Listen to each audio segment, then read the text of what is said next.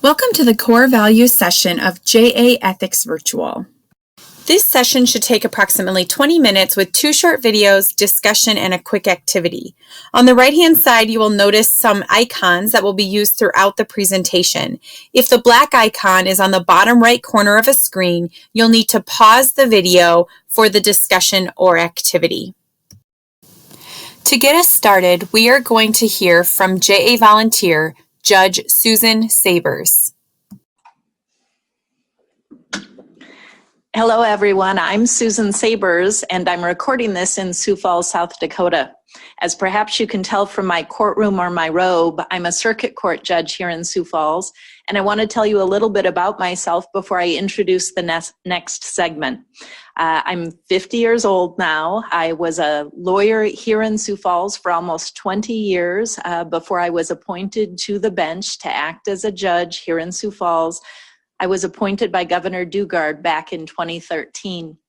I did college out of state in Minnesota at the University of St. Thomas, but I came home for law school and went to the University of South Dakota School of Law. I worked for a judge right after law school and then practiced, as I said, for about 20 years, and now I am a judge. Right now, what I'm doing mainly is criminal work, meaning that I have to decide how long someone goes to jail or to the penitentiary if they've committed a crime. And sometimes when I talk about ethics, I think about how it overlaps with criminal difficulties. Ethics and crimes aren't the same thing, but we certainly bump into both in the work we do as a day-to-day basis.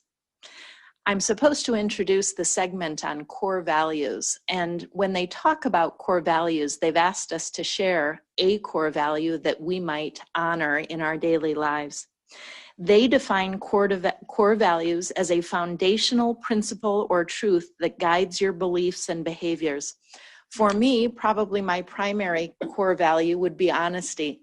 And I find that honesty, although at times gets you into trouble, it almost always gets you out of the same trouble. And I wanted to give a couple of examples of ethics and how it works in our day-to-day basis as you go into this first exercise. When I was in the legal practice doing cases as a lawyer before I took the bench as a judge, I had a senior partner at my law firm, and he was kind of our ethics go-to guy. If we wondered if we could take a case or if we wondered if we could do something in a given case, we would go and we would sit in his office and we would ask our questions and ask if he thought that it was a permissible thing to do under the ethical rules that we lived with as judges and as lawyers. And almost always he would begin his answer with, "If you're sitting and asking the question in my office, you probably already know the answer." And I think that's a fair rule to live by. If your gut is making you wonder, should I do this? Should I not do this? Your gut is probably telling you the answer, which is no, you shouldn't be doing it. Ethics for this program is oftentimes defined as what you do when no one is looking. And I think that's a great rule and a great definition and such an easy thing to take away here today. But I wanted to give you an example because when we talk about these core values, we're supposed to talk about how your choices in your life affect others. And I wanted to give a quick example. When I go to watch my youngest son in his sporting events, I oftentimes sit with the same family. And they have an older son who I typically sit with, and he's always on his phone. Always on his phone. And one day I showed up and he wasn't on his phone, and I asked him, "Where's your phone?" And he said, "Well, I lost it." And I said, "How'd you lose it?" He said, "Mom and Dad took it away because I got in trouble at school." And I said, "Well, what'd you do?" And he told me that he had posted just to one of his buddies on Snapchat. He had written something really quite mean about a gal that was in his class with him. And I asked him, I said, "Well, was it true?" And he said, "No."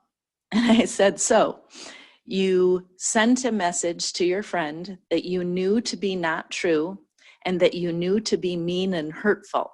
And he said, "Yep, that sounds about like what I did." And I said, "Well, that was pretty silly." And we had that discussion.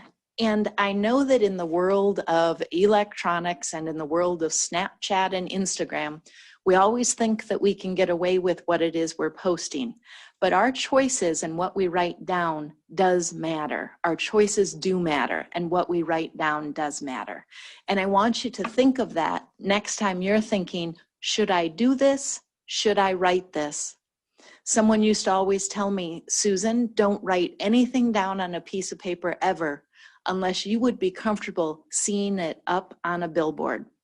And I think of that and how we're using our electronics and our other systems in this today's world and thinking how much trouble that could keep us out of it.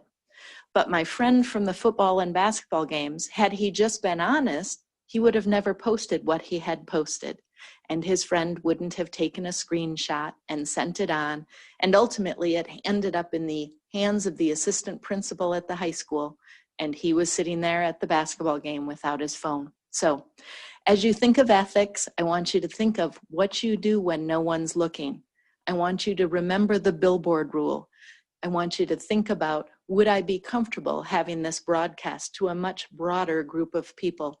I want you to think about those rules, and I want you to think about what your core values are that are driving you on a day-to-day basis. Is it loyalty to your friends and family?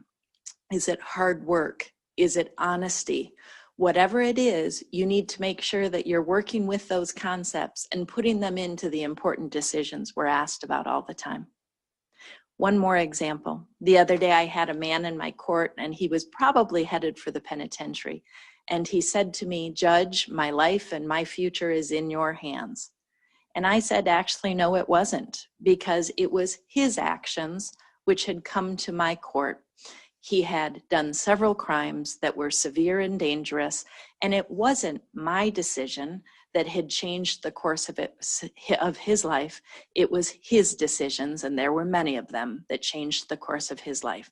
So don't go around blaming other people and thinking other people are making those decisions for you, because it is you making the decision about core values and how those core values will move you forward in your day-to-day life.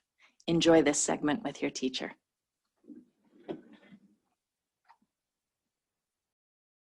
We are so grateful that Judge Sabers was able to bring that message to us virtually.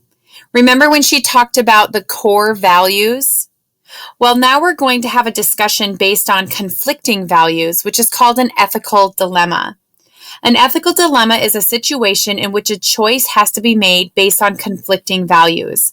For example, you made a commitment to your team to play in tonight's game, but you have a project that is overdue and you promised your teacher you would have it turned in tomorrow. There isn't time to do both. There's a conflict with values right there. Or maybe a friend has asked you to lie to her parents and say that she spent the night at your house. Do you choose honesty or friendship? As a class, take a moment to discuss how you make an ethical decision when you're facing a dilemma between two values. Be sure to pause the video now while you discuss and then push play when you are done.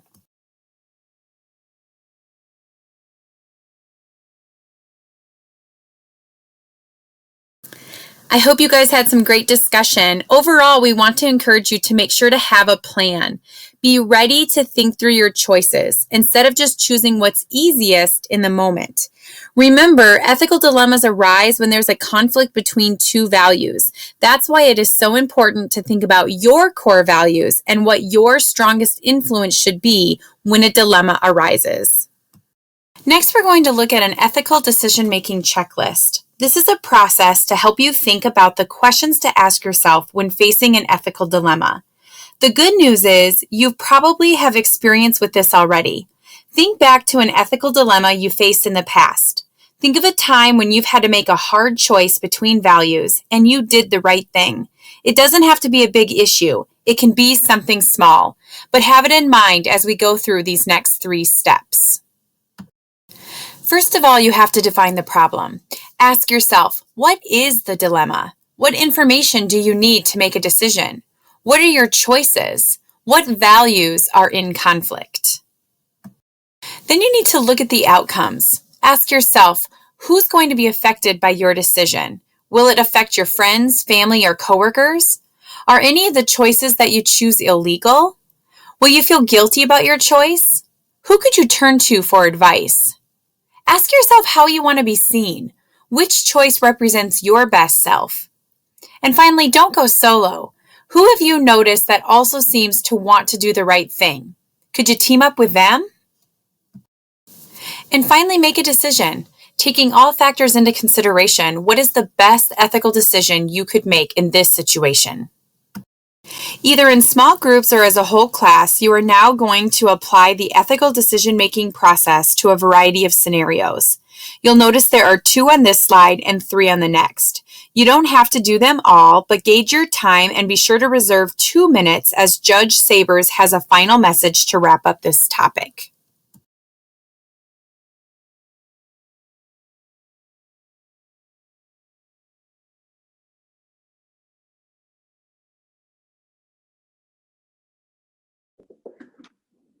Hello again, everyone. I hope by now you've had some fun having a discussion about core values with your teacher and your classmates. I want to leave you with a tiny little bit of homework from this session. Before you leave here today, what I'd like you to do is I would like you to come up with a person, someone at home, someone at school, and someone at work, if you have a job, that you could go to and have a discussion with about your core values. I told you about the man in private practice, my senior partner, that was our go-to ethics guy. You need someone like that, but you need someone like that either at home or at school, or if you've got a job at your workplace, or maybe all 3 of those places. Because for you to continue to use the core values to help decide what to do and what not to do in your daily lives, you're going to need that reinforcement. And you're going to need someone to answer those tough questions for you. I want to end with a final note. I've been doing the ethics session here in Sioux Falls for several years now at the various high schools, and I really look forward to it, and I really enjoy it. And one year I got a thank you note from one of the students who said, "Thank you, you weren't nearly as boring as my regular class," which I think he meant as a compliment. The fun part about ethics is coming into your schools and having the conversations and the interplay between what the students have to say and the examples and the discussions we can offer with a little bit more hindsight behind us to help you make those decisions. So I'm hopeful that in the next calendar year, we're back in your class and we're having these discussions in person. But in the meanwhile, I want to say to you all, core values, and think of how they interact with your day-to-day decisions. Think of how they interact with your day-to-day friendships and relationships, and make sure you're doing your best work to keep yourself on track. Thank you and good luck. Once again, we'd like to thank Judge Sabers for taking the time to record those videos. So what's next? It really depends upon how much time you have left. Either choose the social media topic, which takes about 15 to 20 minutes, or pick and choose a few short videos from the JA Ethics video bank. If time is tight, please skip to the closing message, which takes about 10 to 15 minutes.